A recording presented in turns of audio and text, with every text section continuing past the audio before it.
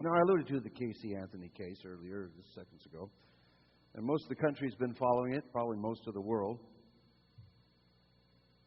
The mother, of course, is Casey, and her daughter was Kaylee.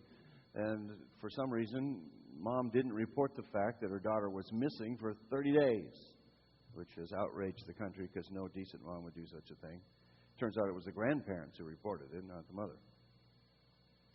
When the little 2-year-old Kaylee's body was discovered, most of the nation was convinced that Mom had killed her and then gone around partying afterwards just to enjoy her freedom. The problem with that was, as we discovered, it's great speculation. Most of us agreed it's probably what happened, but nobody could prove it. And when they talked to the jurors after the trial, that's pretty much what they said. And for those of us who might still be outraged, Mom got away with it, you probably ought to be grateful. Because if they could have convicted this woman on sheer speculation and anger, then they can convict you. If it's possible to convict somebody without any evidence, then we are all in trouble. So I'm kind of glad, in a way, that the system worked. But it certainly didn't declare her innocent.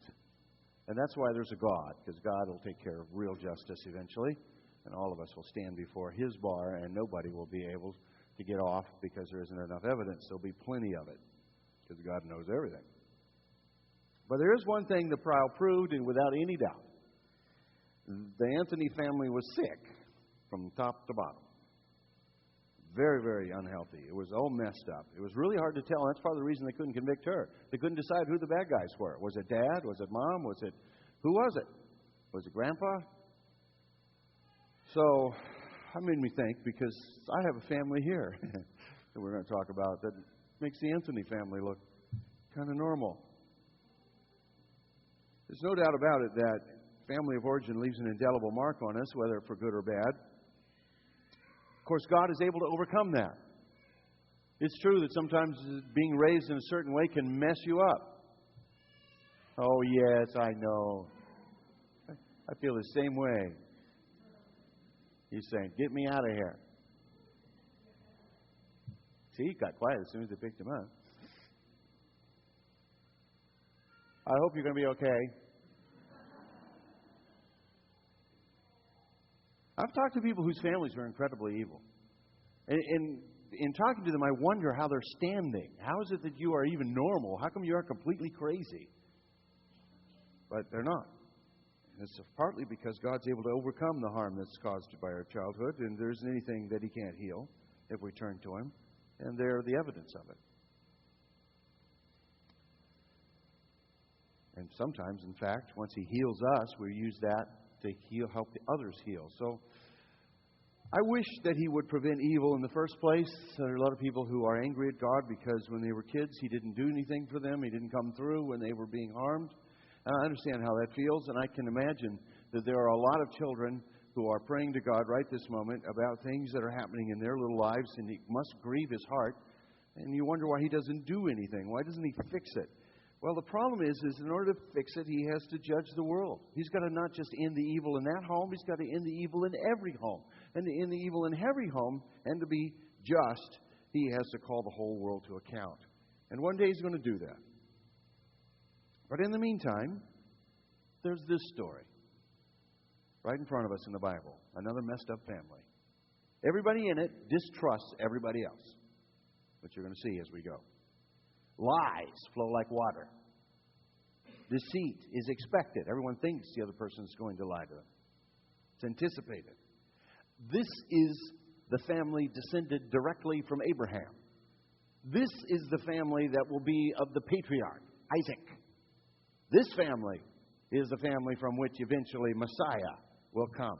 And if you look at them closely, they look remarkably like normal, depraved people. And it all starts with the story of Esau, an important revelation about him in Genesis 26:34, which we didn't look at, but we're going to just mention real quickly. When Esau was 40 years old, he married Judith, the daughter of Beri the Hittite, and Basemath, the daughter of Elon the Hittite, and they brought grief to Isaac and Rebekah.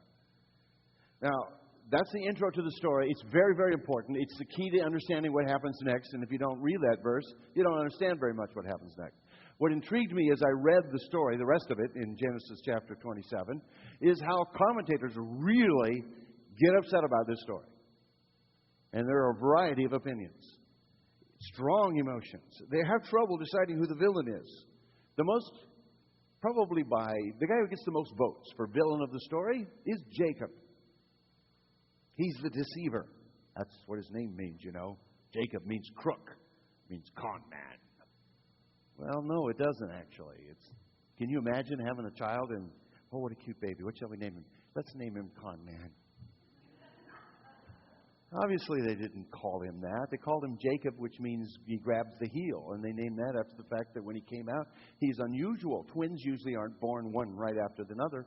But he was. He was holding on to his brother's heel as he came out.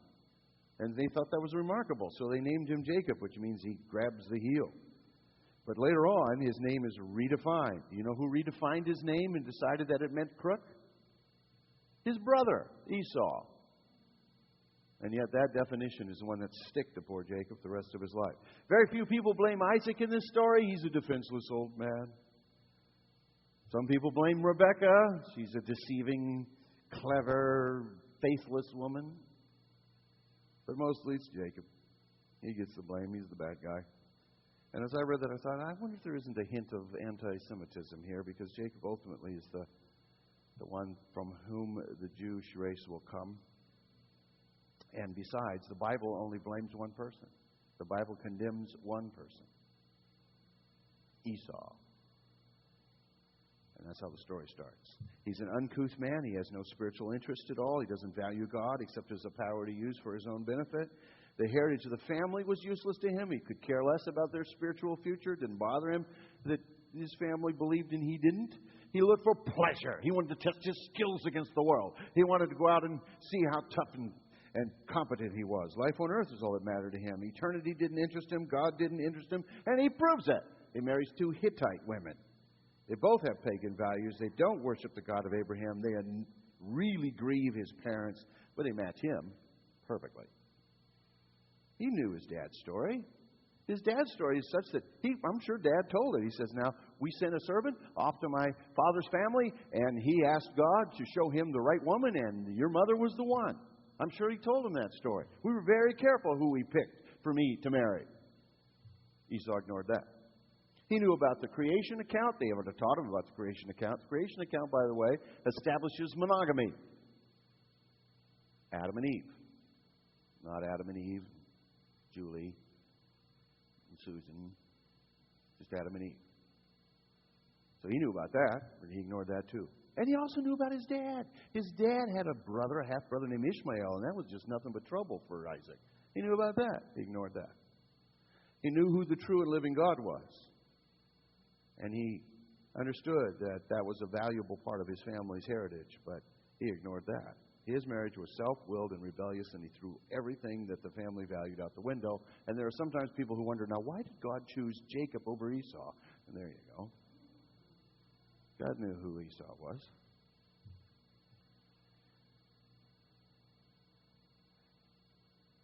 And it was well known in the family, by the way, that God had chosen Jacob over Esau. Esau probably didn't like it.